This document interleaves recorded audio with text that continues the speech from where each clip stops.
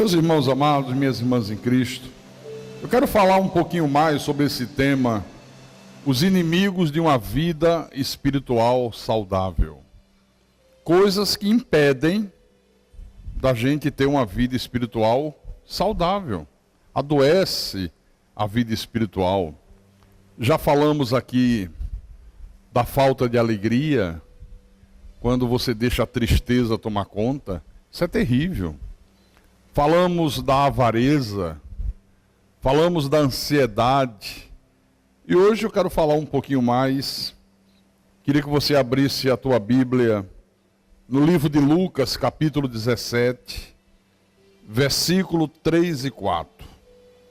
Lucas, capítulo 17, versículo 3 e 4.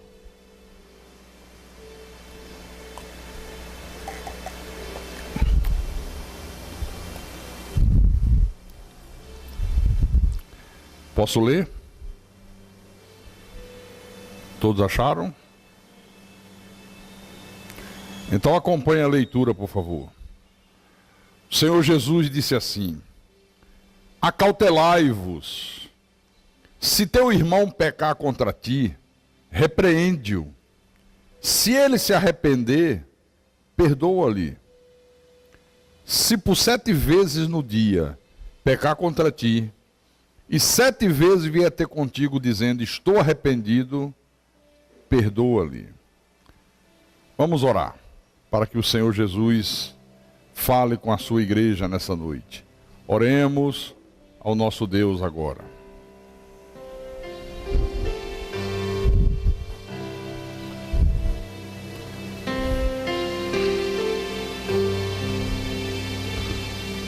Senhor Jesus Cristo, Deus eterno, Deus bendito, Deus soberano, Deus sobre todos. O Evangelho da graça de Deus, ele funciona como uma medicina preventiva.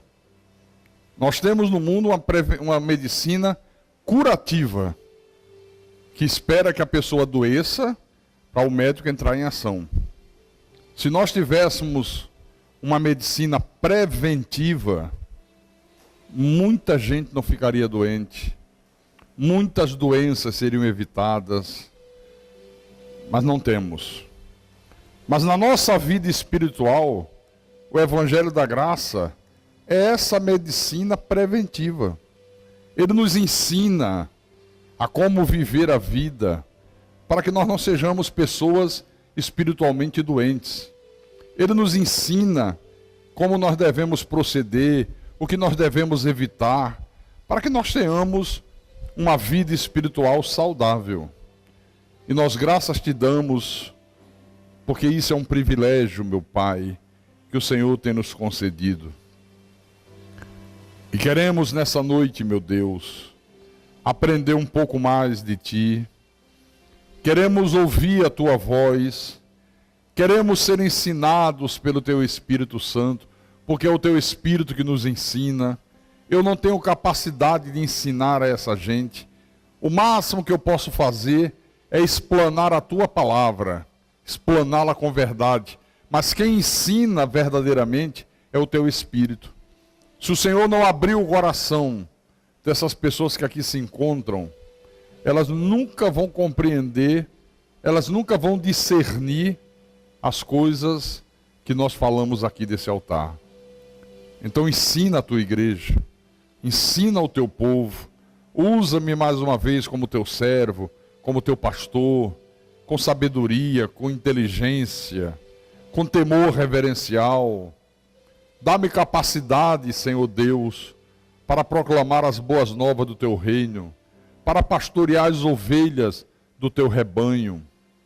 E eu falo assim, porque a minha suficiência vem do Senhor, o Deus Todo-Poderoso. E assim, tudo tem que ser para a tua honra, para a tua glória e para o teu louvor, em nome de Jesus, em nome do Senhor, e que todos digam amém e amém. Diga graças a Deus.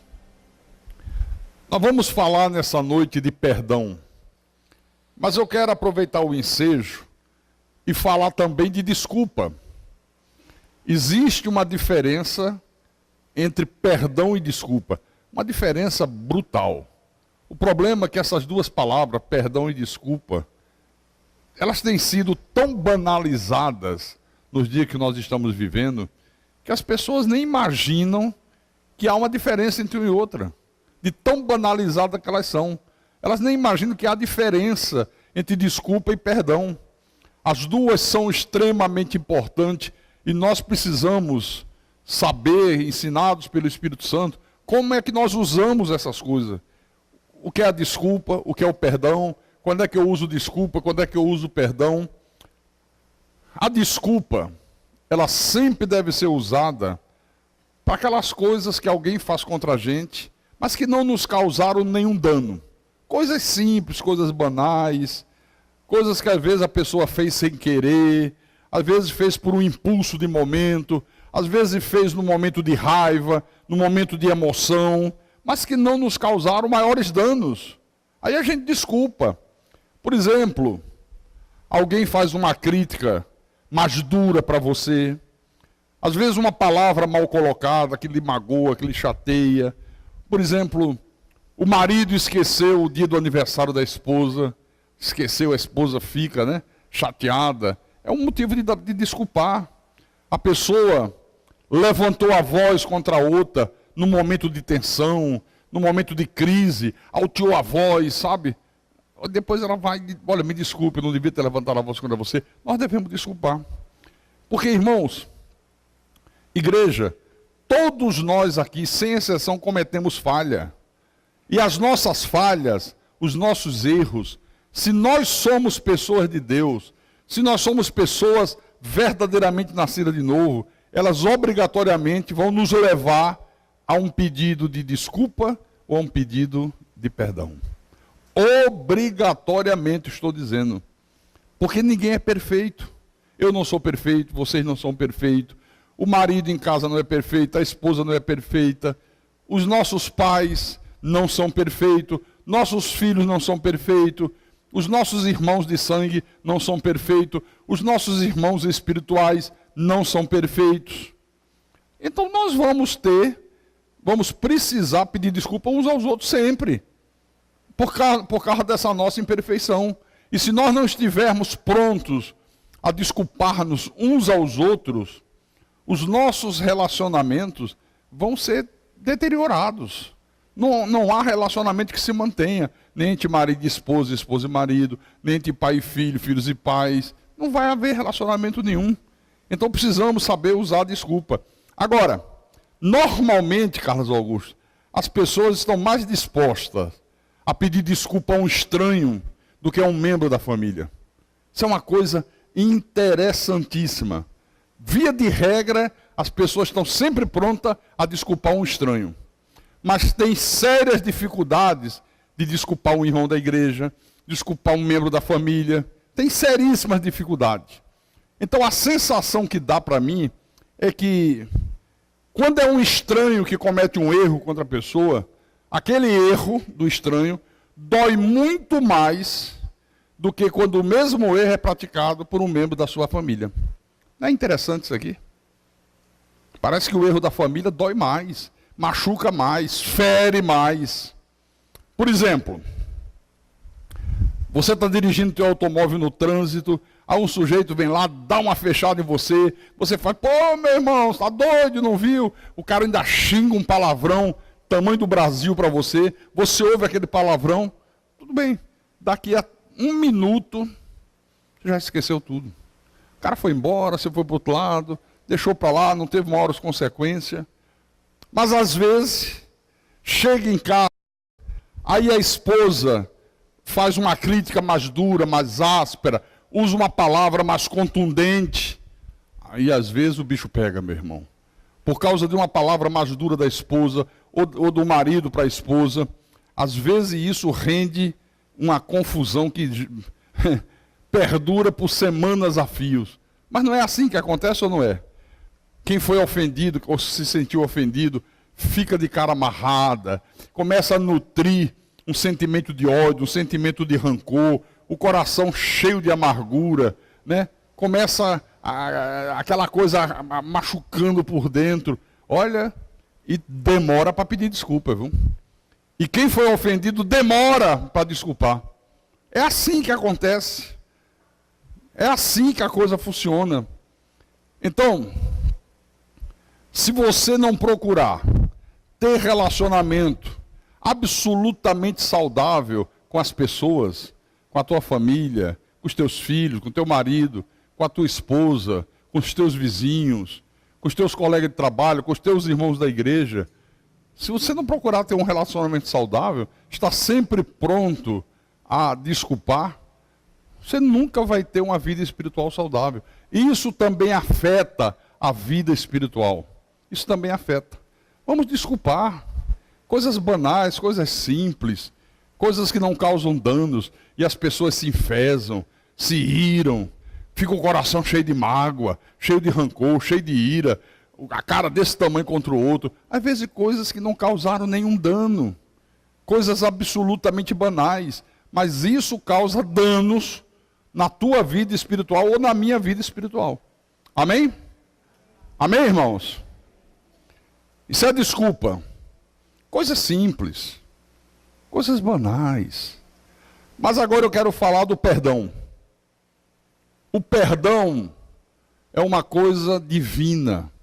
O perdão é nobre. O perdão é uma coisa espiritual. E ele tem que ser praticado obrigatoriamente entre todos os filhos de Deus. Entre todos aqueles que nasceram de novo, que dizem que são nova criatura. Porque uma pessoa que não perdoa, ela guarda mágoa no coração, ela guarda ressentimento da outra, fica aquela coisa por dentro, machucando, porque ela não perdoa. É como a pessoa beber veneno, esperando que o outro morra. Não vai morrer, quem vai morrer é você. Se você não perdoa e fica com ressentimento, fica com mágoa, fica com ódio, fica com ira do outro e não consegue perdoar, às vezes mesmo o outro pedindo, você não consegue liberar perdão, é como beber veneno esperando que o outro morra. Quem vai morrer é você.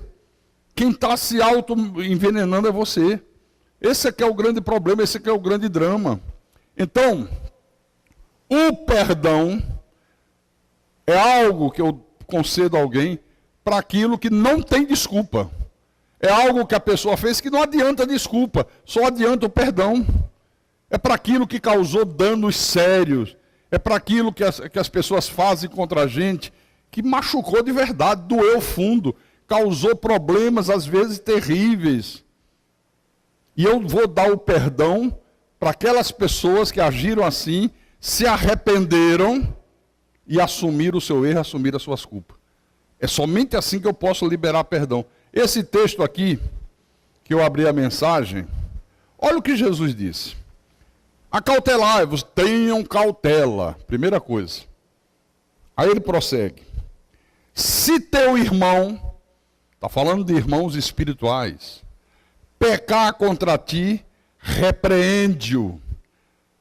Se ele se arrepender, faça o quê? Perdoa-lhe.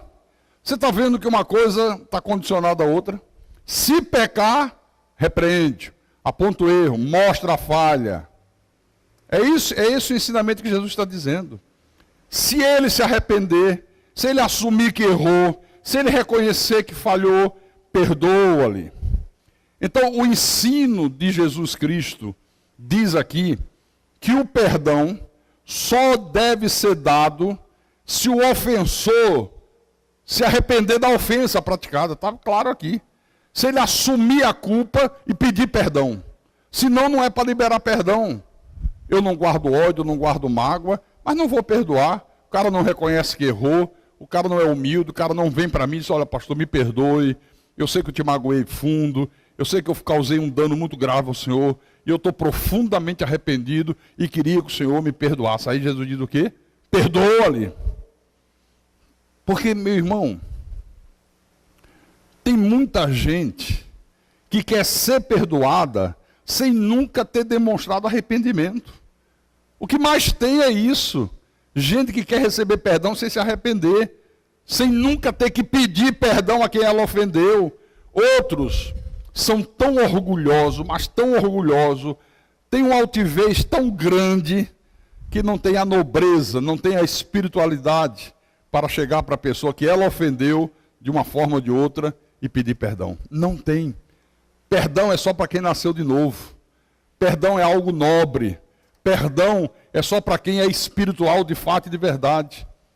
Porque às vezes o erro que a pessoa cometeu, um erro grave, está evidente, todo mundo está vendo que ela errou, todo mundo não está percebendo o erro grave que ela cometeu, ninguém tem dúvidas, ela foi repreendida pelo erro, mas simplesmente ela continua agindo como se não tivesse praticado nada errado.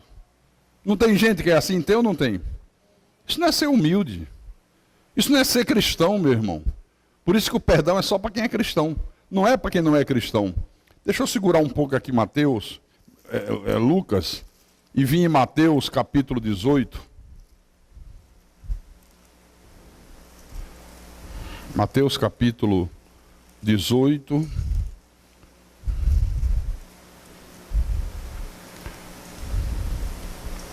Versículo 15 em diante. Preste atenção no que Jesus disse. Se teu irmão pecar contra ti, está se referindo a quem? A família da fé. Se teu irmão pecar contra ti, vai arguí-lo entre ti e ele só. Se ele te ouvir, ganhaste a teu irmão. Se, porém, não te ouvir, toma ainda contigo uma ou duas pessoas, para que pelo depoimento de duas ou três testemunhas, toda a palavra se estabeleça.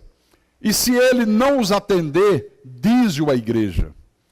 E se recusar a ouvir também a igreja, considera-o como gentio e publicano. Olha, esse é o ensinamento que o Senhor Jesus transmitiu para a igreja. Esse é o ensino de Jesus para a igreja. Porque as pessoas fazem ouvido de mercador, fazem de conta que nunca leram isso aqui na Bíblia, começam a agir de forma diferente. Eu fico perguntando, irmãos, se está na Bíblia, por que as pessoas agem de forma diferente? Por que você vê as pessoas preferindo silenciar diante do erro do outro, diante da falha do outro, falhas graves, falhas que causaram danos graves? Por que elas preferem ficar indiferente diante do pecado que o outro irmão praticou? A coisa foi praticada diante dos olhos dela, ela está vendo, ela não tem dúvida, todo mundo viu e todo mundo prefere ficar indiferente. A voz que se ouve hoje, que é a voz do mundo, é: não julgue. Não julgue, irmão, deixa para lá, nós não estamos aqui para julgar, cada um faz o que quer, cada um vai dar conta a Deus, fica na tua. Isso é a voz do mundo, mas a voz de Deus diz o quê? Repreende-o, vai arguí-lo, vai cobrar dele responsabilidade. Você errou, você pecou, isso não é maneira de proceder, você agiu errado, você transgrediu a palavra, você feriu o mandamento de Deus. Jesus está dizendo, mostra o erro dele. Se ele se arrepender, se ele for humilde, se ele cair na real, se ele assumir a culpa e disser, me perdoe, está tudo certo. Ok, morreu o assunto ali. Mas Jesus diz, mas se ele não se arrepender, se ele não reconhecer o erro, se ele não for humilde, se ele não pedir perdão, leva uma ou duas testemunhas para presenciar mais uma tentativa que você vai fazer. Tem que ter duas testemunhas, está aqui. Se mesmo assim não houver arrependimento, qual é a orientação de Deus? Diz-o à igreja. A igreja constituída, a igreja que tem um ministério, a igreja que tem uma liderança, diz-o à igreja. E ele continua, se mesmo assim o cara continua empedernido, não dá o braço a torcer, não quer reconhecer que errou, não quer ser humilde para assumir a culpa, para pedir perdão, se ele se recusar a ouvir a igreja, considera-o como gentio e publicano. Considera-o como filho do diabo. Não considere essa pessoa como sendo uma pessoa de Deus. Você sabe o que é que se faz nas igrejas hoje em relação a isso aqui? Olha, irmão, se o teu irmão pecar contra ti, fica na sua, não diga nada, não vá repreender, essa coisa de julgar é horrível, deixa para lá, de qualquer maneira você vai ter que perdoar mesmo. Você não vai ter que perdoar, para que arguir, para que apontar o erro, para que colocar o cara no canto da parede, Ou então diz assim: mas se você tiver com coragem para chegar para o irmão que pecou, para o irmão que errou, apontar o seu erro, e ele não te ouvir, ele não quiser dar o braço a torcer, não tem problema. Você vai ter que perdoar ele de qualquer maneira. Esse é o ensinamento que está em voga. Você vai ter que perdoá-lo de qualquer maneira. Não é isso que está aqui na Bíblia. Onde está isso aqui na Bíblia? Onde você encontra nas Escrituras esse tipo de ensinamento? Alguma vez você viu na Bíblia o Senhor Jesus Cristo ou algum dos apóstolos ensinando isso? Não, ele está errado, você está vendo que ele está errado, deixa para lá. Não se mete com ele. Você tem que perdoar, libera perdão, está perdoado, em nome de Jesus. Deixa o barco correr frouxo. Está isso aqui na Bíblia? Não. Em nenhum lugar você encontra esse tipo de ensinamento. Isso é o que as pessoas pensam. Isso é o que muitos pastores pensam, imaginam. Mas isso não é o que Deus diz. O que Deus diz aqui é outra coisa. Ainda há pouco, está aqui, no meu iPhone. O cara perguntou para mim, por que eu não perdoava o Edir Macedo? Está aqui, ó. Ah, mas o senhor devia entender que mesmo ele fazendo tudo errado, mesmo pregando um falso evangelho, Deus é misericordioso e ele será salvo de qualquer maneira. Esse é o nível da igreja hoje. Esse é o nível de espiritualidade que existe hoje. Viu? Não é de se admirar de ver uma igreja tão decadente. 1 aos Coríntios, capítulo 5. 1 aos Coríntios, capítulo 5. Versículo 1 e 2. Havia um problema na igreja dos Coríntios. Havia um indivíduo que estava vivendo num pecado terrível. O cara estava tendo um caso, uma relação sexual com a madrasta, com a mulher do pai dele, dentro da igreja. Aí quando chega ao conhecimento de Paulo, Paulo intervém e diz assim: geralmente se ouve que há entre vós imoralidade tal como nem mesmo entre os gentios, nem mesmo entre os pagãos, nem mesmo entre os ímpios se ouviu falar coisa semelhante. Isto é, haver quem se atreva a possuir a mulher de seu próprio pai. E contudo, andais vós ensoberbecidos, e não chegastes a lamentar, para que fosse tirado do vosso meio quem tamanho ultraje praticou. Paulo diz, vocês deviam estar morrendo de tristeza, mas eu vejo vocês indiferentes a uma imoralidade dessa. Eu vejo vocês frios, fazendo vista grossa, como se nada tivesse acontecido. Vocês nem ao menos tiveram coragem de pedir para que esse indivíduo fosse tirado do meio de vocês. Vocês estão achando tudo normal, vocês estão deixando correr frouxo, vocês estão naquela, não, é um irmão em Cristo, não, de qualquer maneira ele será salvo, vamos perdoá-lo, não precisa nem falar com ele, vamos liberar perdão. Não é o que acontece hoje nas igrejas, irmão. Está aqui, ó.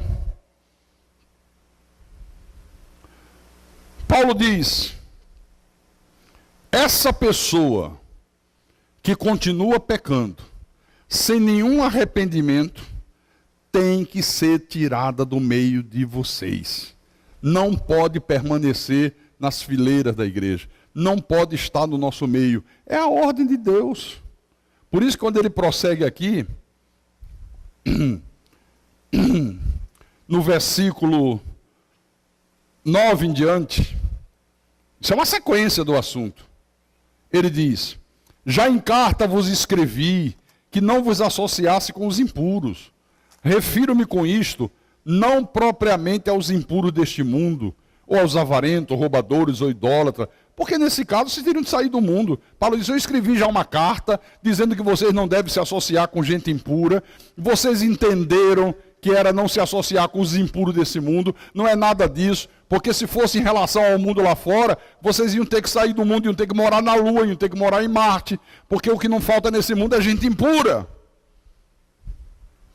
Você trabalha com gente impura, você anda dentro de um ônibus com gente impura, né? Você tem vizinhos impuros, você tem gente da tua família impura, a impureza campeia nesse mundo. Aí Paulo, vocês entenderam tudo errado. Mas agora vos escrevo,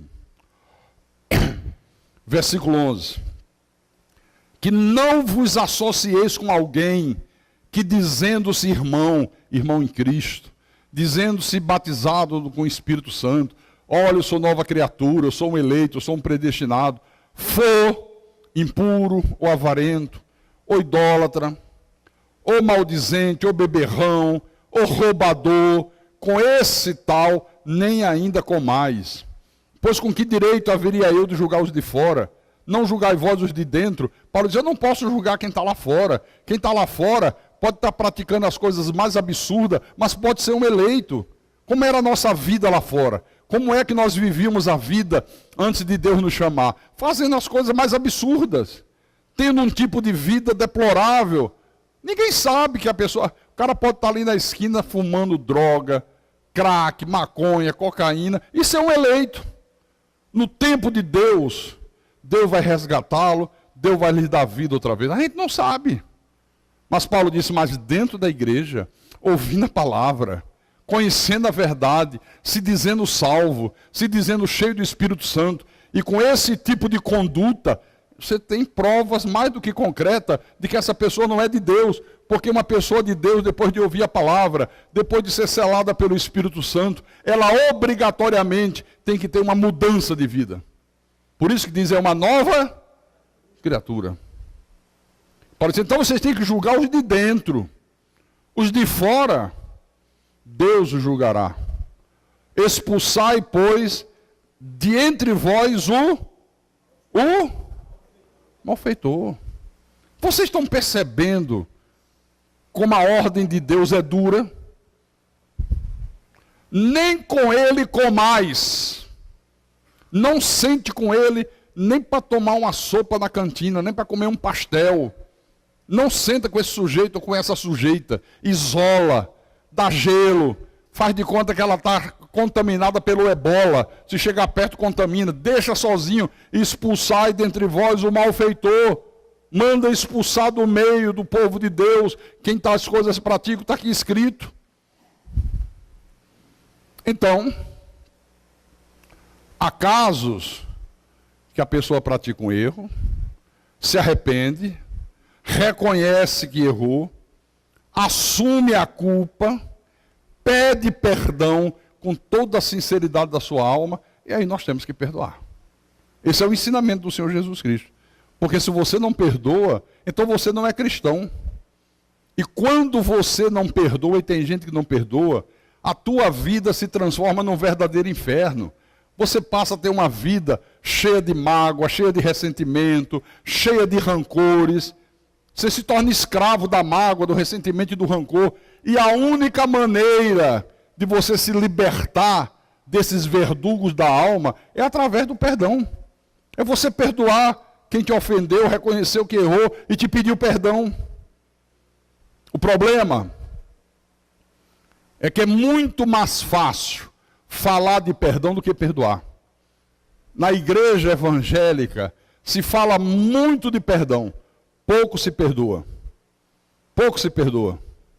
Às vezes eu vejo uma igreja como a nossa, às vezes coisas bobas, simples, que não é nem questão de perdão, é questão de desculpa.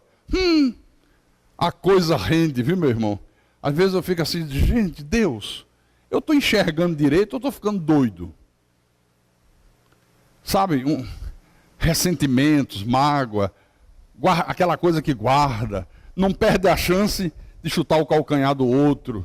Você percebe claramente que há uma rusga, que há um mal-estar, que há um desejo de revidar, às vezes por coisas simples.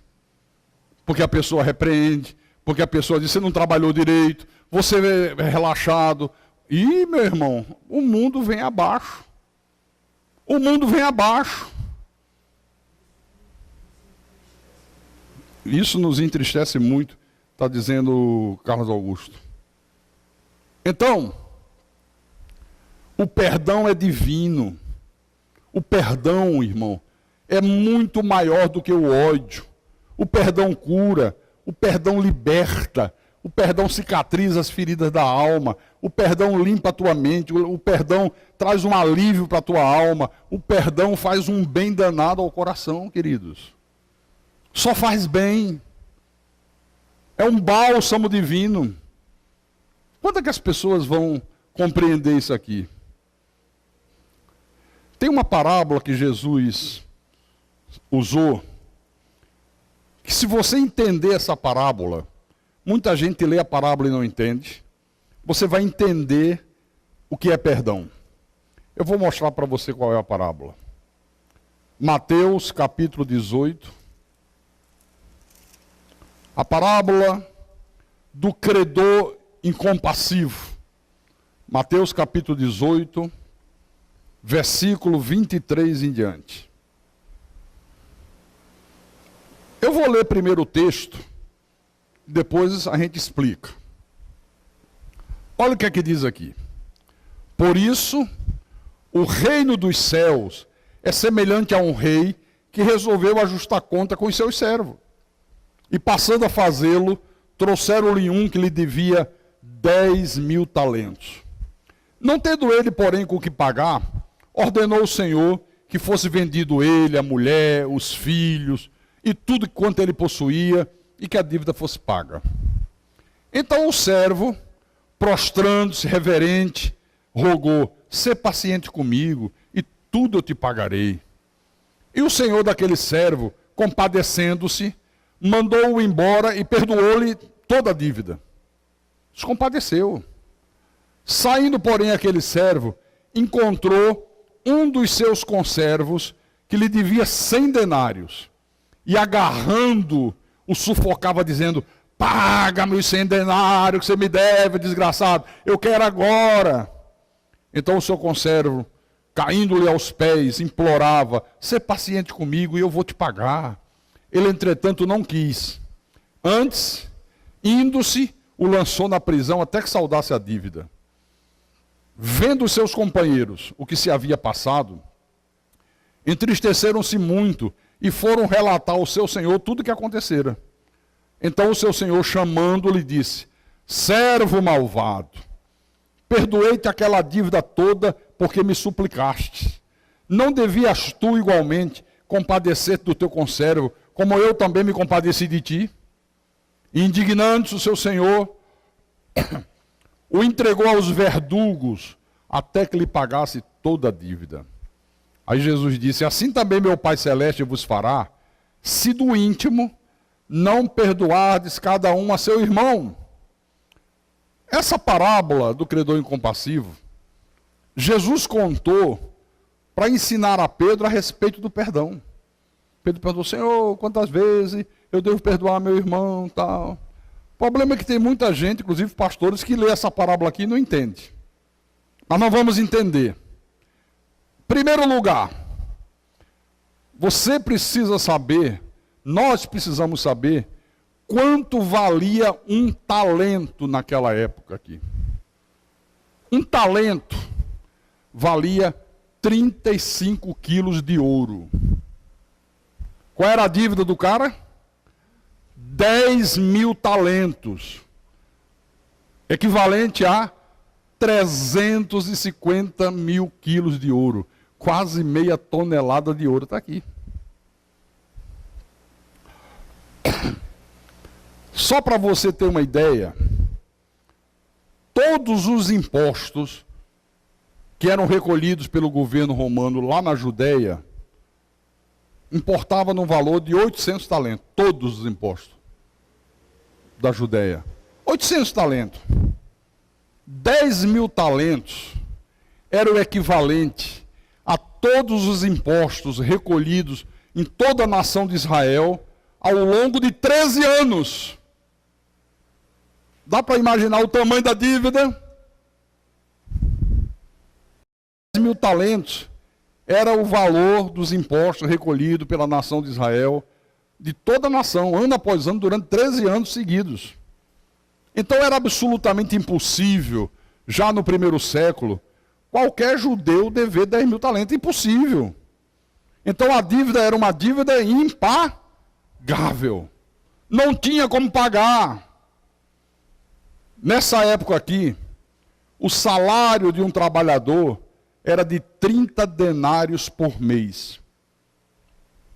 Você sabe quantos anos um trabalhador teria que trabalhar sem gastar nada, juntando todo mês os 30 denários dele, para ele conseguir juntar 10 mil talentos?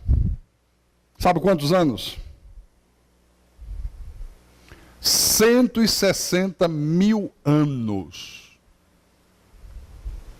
Só para você ter ideia do valor que era 10 mil talentos. Jesus disse, olha, o cara devia 10 mil talentos. Então, quando esse servo do rei disse para o rei disse, o cara me deve 10 mil talentos. Pega, vende os bens dele, a casa, tudo que ele tem, a mulher, vende os filhos, vende cachorro, papagaio, não dá para pagar, mas pelo menos abate um pouco. O cara se prostrou diante do rei e disse, seu rei, tenha paciência, não faça isso comigo, não faça isso com a minha família, tenha paciência que eu te pagarei. Quer dizer, ele estava prometendo uma coisa que ele jamais ia ter condições de cumprir. Como é que ele ia pagar 10 mil talentos? Era impossível. Não havia possibilidade. Pastor, por que Jesus usou então esse valor de dívida tão exagerado? Por que ele não usou um valor menor? Por que ele usou um valor tão exagerado? Sabe por quê? Que é uma parábola. Ele usou assim para mostrar qual era o valor da nossa dívida para com Deus. Qual era o valor da tua dívida para com Deus? Qual era o valor da minha dívida para com Deus? A nossa dívida para com Deus era uma dívida impagável. O que Deus fez? Perdoou as nossas dívidas completamente. Aleluia. Completamente.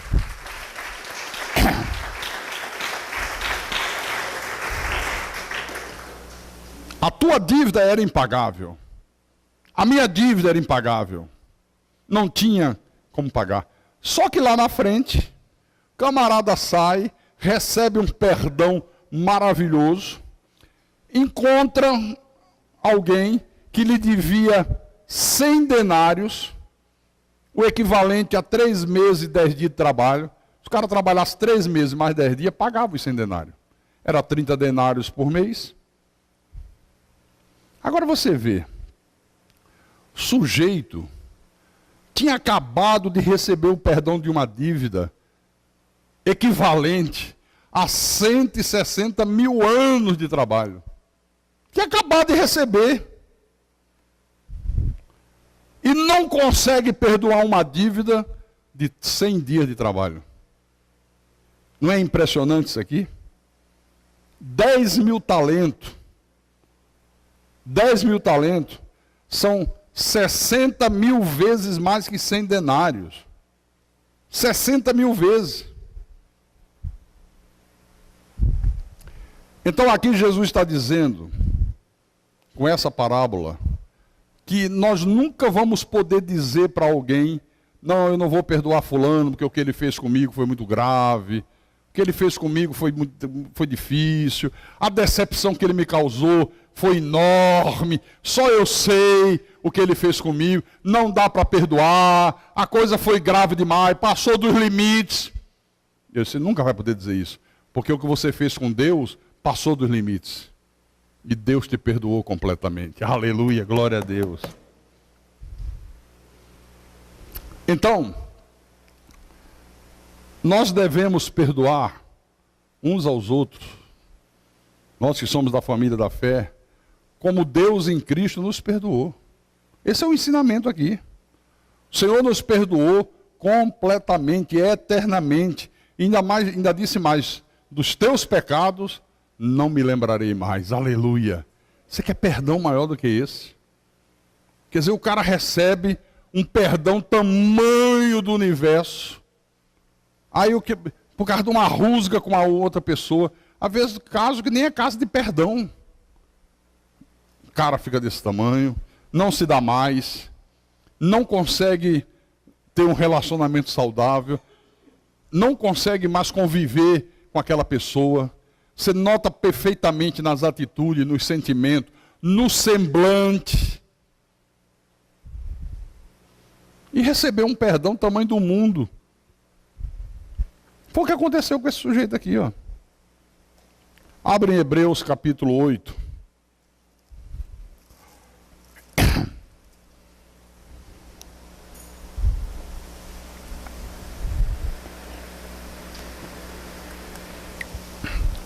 Hebreus capítulo 8, versículo 12.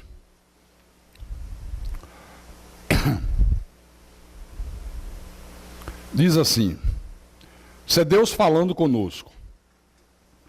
Pois para com as suas iniquidades usarei de misericórdia, e dos seus pecados jamais me lembrarei. Aí tem aquela pessoa que diz assim: pastor, pera lá. Perdoar já é uma coisa extremamente difícil.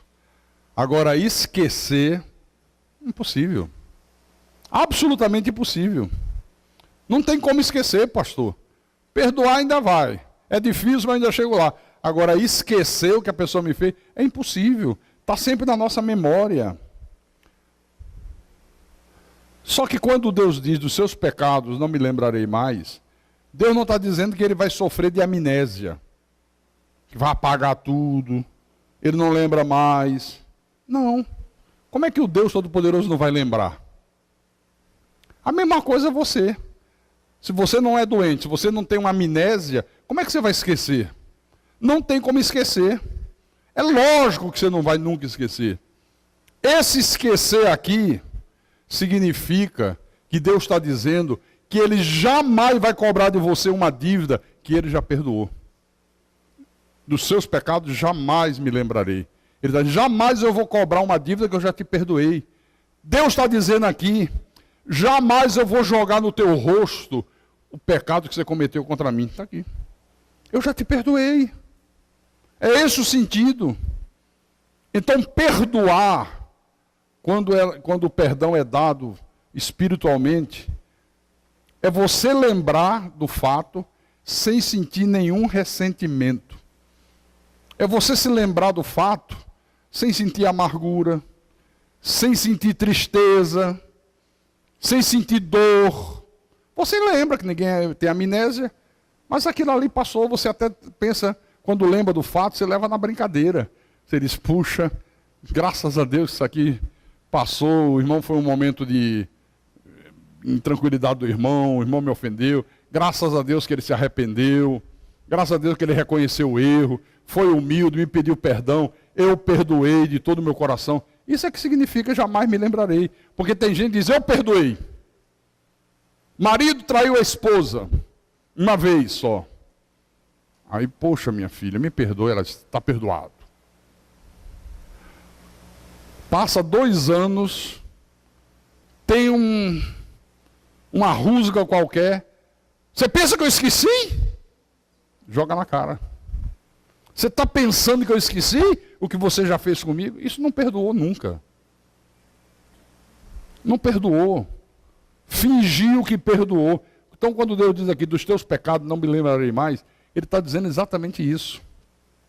Eu já perdoei. Mas quando a pessoa vem ali, eu mudo o caminho. Não consigo nem olhar para a pessoa. Não consigo nem cumprimentar a pessoa. Não perdoou nada. Jamais perdoou.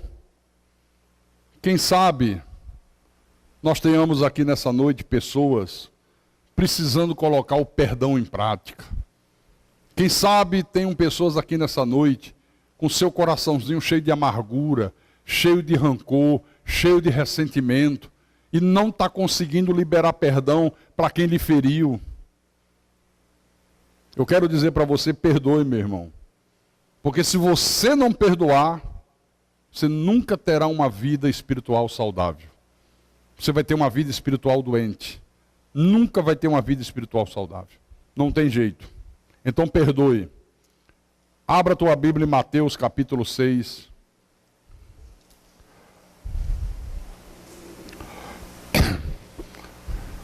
Agora imagina, hein? Se a pessoa não consegue desculpar, imagine perdoar. A pessoa não consegue desculpar coisas simples, coisas banais, coisas que não causam danos sérios. Como é que ela vai perdoar? Como é que vai perdoar? Então, Mateus capítulo 6, versículo 12. A oração do Pai Nosso.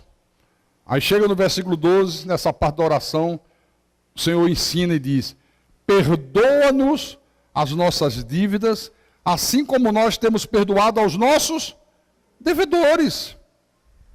Você já parou para raciocinar o que é que Jesus está dizendo aqui? Ele diz, ó, se você não perdoa quem te ofende e te pede perdão, não espere receber o perdão de Deus. Na hora que você pecar contra Deus, esqueça. Perdoa-nos as nossas dívidas, os nossos erros, os nossos pecados, assim como nós temos perdoado aos nossos devedores, aqueles que nos magoam, aqueles que pecaram contra a gente. Quer dizer, se eu peco, se eu transgrido, se eu cometo um erro, e eu necessito, Senhor, me perdoa, Senhor, eu reconheço que errei, eu não queria fazer, ou até fiz consciente, mas estou arrependido, preciso que o Senhor me perdoe, mas eu não perdoo meu irmão, esquece. Você não vai receber perdão de Deus nunca. Perdoa os meus pecados, assim como eu tenho perdoado os pecados daqueles que me ofendem. Está na tua Bíblia assim? Agora tem gente que sempre arruma uma maneira para fugir de perdoar. Diz assim, não, fulano, você tem que perdoar cicrano. Não, não precisa perdoar não, já perdoei. Até já esqueci o que ele fez. Isso não é perdão não, meu irmão. Esquecer não é perdoar, esquecer é negar a verdade. Já ouviu pessoa que diz, não, não precisa não, já esqueci. Já morreu o assunto, passou. Diz que esqueceu, não lembra mais. Não, já perdoei aqui dentro do meu coração. Mas o coração está lá, amargurado, ferido, dolorido, cheio de ressentimento, cheio de rancores. Não perdoou. Aí, a primeira oportunidade que veio a pessoa, desperta um vulcão dentro dela. Quer que algum problema? Só porque você viu a irmã? Não, não, foi não. Ixi, que é isso? Eu até já esqueci que ela fez comigo. Não, esqueceu não. Quando vê a outra, é como se colocasse sal na ferida, pimenta nos olhos. Não houve perdão nenhum, meu irmão.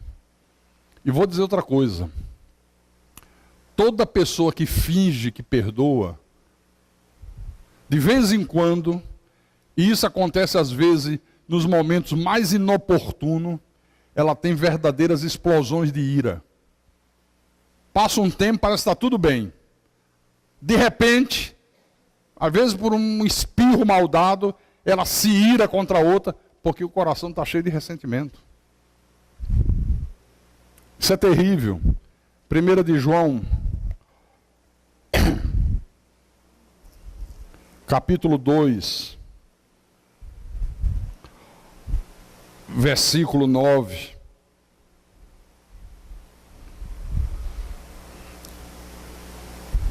Posso ler? 1 de João, capítulo 2, versículo 9. Vou ler. Aquele que diz está na luz, nasceu de novo, é convertido, é cheio do Espírito Santo, e odeia seu irmão, até agora está nas trevas. Por isso que eu disse no início, que o perdão só pode ser praticado entre pessoas de Deus, entre pessoas nascidas de novo. Nunca pode ser praticado entre pessoas não convertidas, porque uma pessoa que não é convertida, ela não consegue nem pedir perdão, nem conceder perdão. Pastor, mas eu já vi gente não convertida pedir perdão. Pede da boca para fora. Da boca para dentro, tem um fogo que fica queimando aqui, ó. Por isso que você vê lá fora entre os ímpios é assim, não, já perdoei, só não quero ver ele nem na minha frente. Já ouviu isso? Não, já perdoei meu parente, agora aqui em casa não põe mais os pés. Não é assim, irmão? É assim ou não é assim? É dessa maneira. Viu? Não perdoou. Perdão é só para quem nasceu de novo. O pedir perdão e o conceder perdão tem que ser uma coisa absolutamente natural, eu diria até que automática, para quem nasceu de novo. Natural, automática para quem nasceu de novo. Se você nasceu de novo e você transgride alguma coisa, você magoou alguém, você feriu alguém, você pecou contra alguém, automaticamente vai nascer dentro de você o desejo de pedir perdão à pessoa. Enquanto você não pede, você não sossega. E se a pessoa peca contra você e ela vem e te pede perdão, você de imediato concede e você fica feliz da vida porque concedeu o perdão. Então não pode ser para pessoas ímpias. Né? Essa palhaçada que a gente vê aí na internet. Já hoje eu vi que de vez em quando repete os vídeos, o pessoal gosta de ficar... Tem uma senhora que vai numa delegacia, aí o bandido matou o filho dela num assalto, e ela chega diante do bandido, você matou meu filho, mas eu vim aqui para dizer que você está perdoado. Aí fica um bando de bobão. Isso é que é cristianismo, isso é que é amor ao próximo. Não, isso é bestianismo. Não é cristianismo. Idiotianismo, qualquer outro ismo que você possa usar. Perdão é para pessoas de Deus. Jesus diz, perdoai-vos uns aos outros, como eu vos perdoei. Ele perdoou, vocês estão lá fora já? É só para quem já experimentou o perdão dele. Aí você sabe que a pessoa é uma eleita em nome do Senhor Jesus. Amém?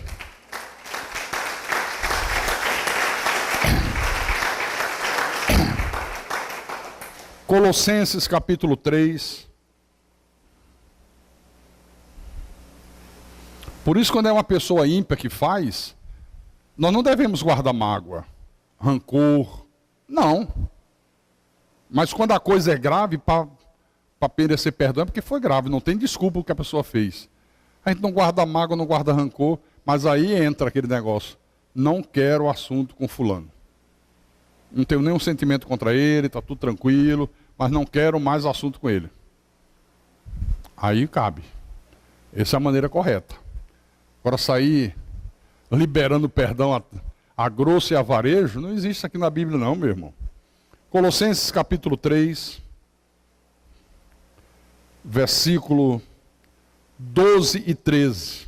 Está falando com a igreja. Revesti-vos, pois, como eleitos de Deus, santos e amados, de ternos afetos de misericórdia, de bondade, de humildade, de mansidão, de longanimidade. Ai, como está difícil encontrar pessoas revestidas disso aqui.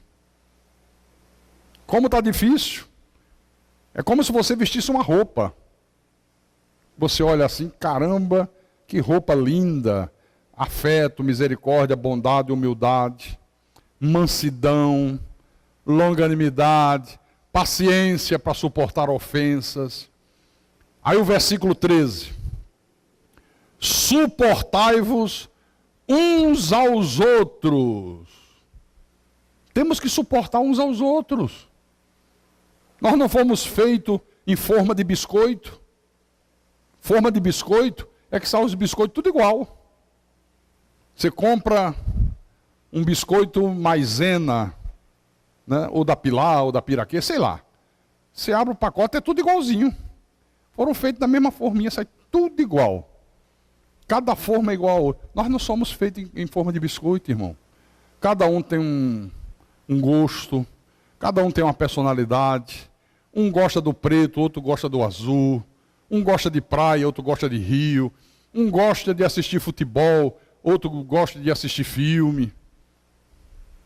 Suportai-vos uns aos outros. Suportai-vos uns aos outros. Continuando. Perdoai-vos mutuamente. Caso alguém tenha motivo de queixa contra outrem, assim como o Senhor vos perdoou, assim também perdoai vós.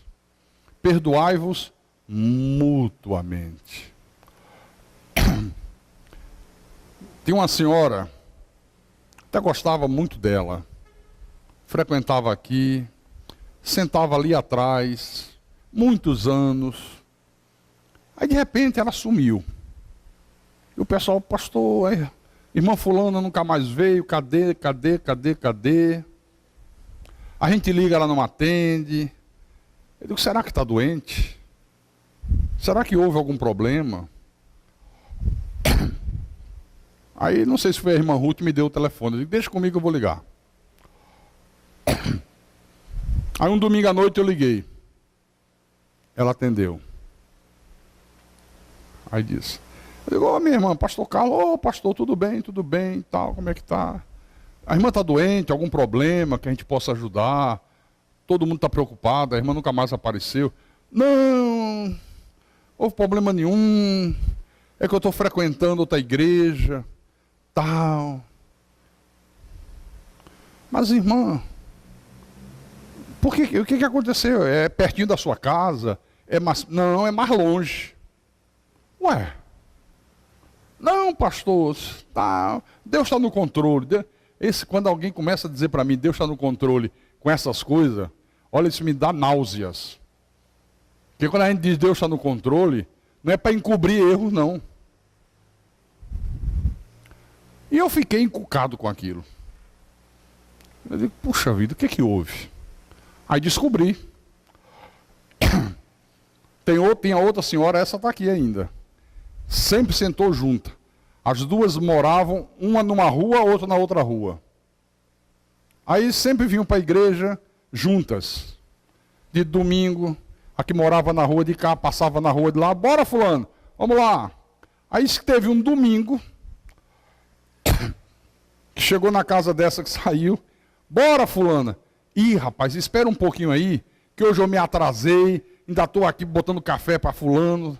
Não, então fala o seguinte, eu vou na frente que eu não gosto de perder o início do louvor. E se eu esperar mais, eu vou perder. A gente se encontra na igreja. Tá bom, foi embora, veio. Acho que sentou, louvou, adorou. Daqui a pouco a outra chegou, já não sentou mais de lado. Já sentou 3 bancos na frente. Acho que a outra, quando acabou o louvor, sentou, fulana, chama aí ela. Ela está chamando. Vem para cá. Você não me esperou, nunca mais conte comigo para nada. E saiu. E saiu. Para não ter que conviver com a outra. Deixa eu fazer uma pergunta.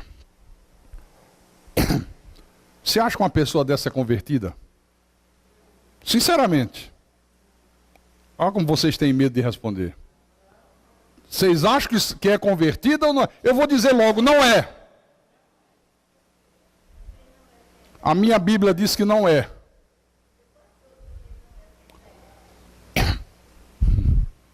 Como é que é, dona Jo? Também não é convertido quem é velhaco, quem deve não paga. A não ser que se arrependa, peça perdão e pague. Né? É. Mas não pode ser convertida gente assim, pessoal. É impossível. Para a gente terminar. Efésios capítulo 4.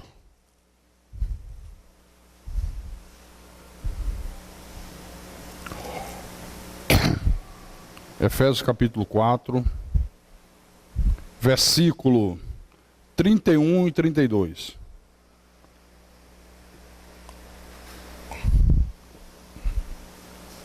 Ok?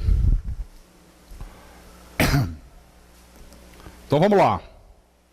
Longe de vós toda amargura e cólera e ira e gritaria e blasfêmias e bem assim toda malícia. Olha o que é que Deus está dizendo. Longe de vós. Essas coisas têm que estar longe, muito longe, milhões de quilômetros de distância da vida de vocês. Não seja uma pessoa amargurada, não seja uma pessoa colérica, não seja uma pessoa irada. Essa ira aqui não é aquela ira santa que todos nós temos, que não é prejudicial. É aquela ira que leva você a pecar. Irai-vos e não pequeis. Né? Às vezes eu me iro. Às vezes pregando aqui eu me iro quando vejo coisa errada, quando exorto, faço uma exortação, pô, o pastor está irado, mas eu não peco. Eu não maltrato, não ofendo, não xingo, eu não guardo rancor, ressentimento. Né? Longe de vós. Aí versículo 32. Antes, sede uns para com os outros, benignos, compassivos, perdoando-vos uns aos outros, como também Deus em Cristo vos perdoou. Você está vendo? Por que eu disse que toda pessoa que é de Deus, ela está sempre pronta para pedir perdão e para perdoar. Toda pessoa que é de Deus está sempre pronta para pedir perdão e para conceder perdão. Se você vê uma pessoa que não pede perdão e não concede perdão, nem com ele comais. Nem com ele coma. Não sente nem do lado dessa pessoa, deixa ela sentar sozinha. Porque é uma pessoa que ainda está nas trevas. Se alguém diz que ama seu irmão, mas odeia, se alguém diz que está em Cristo, que está na luz, mas odeia seu irmão, continua nas trevas. O Espírito Santo diz, ainda está mergulhado em trevas. A igreja de Jesus é uma igreja onde nós somos um para com os outros benignos, compassivos, perdoando-nos uns aos outros, como também Deus em Cristo nos perdoou. Quando alguém me ofende e depois me pede perdão, eu sempre lembro do que quanto eu ofendi a Deus e quanto Deus me perdoou. Por que eu não vou perdoar ele? Amém? Amém, irmãos? Então, falta de perdão, falta de desculpas, é um veneno para a alma. Quem não é capaz de desculpar, quem não é capaz de perdoar, nunca terá uma vida espiritual saudável e, quiçá, seja um filho do diabo. E quem tem ouvidos para ouvir, que ouça o que o Espírito falou nessa noite à igreja, em nome de Jesus. Para a glória de Deus.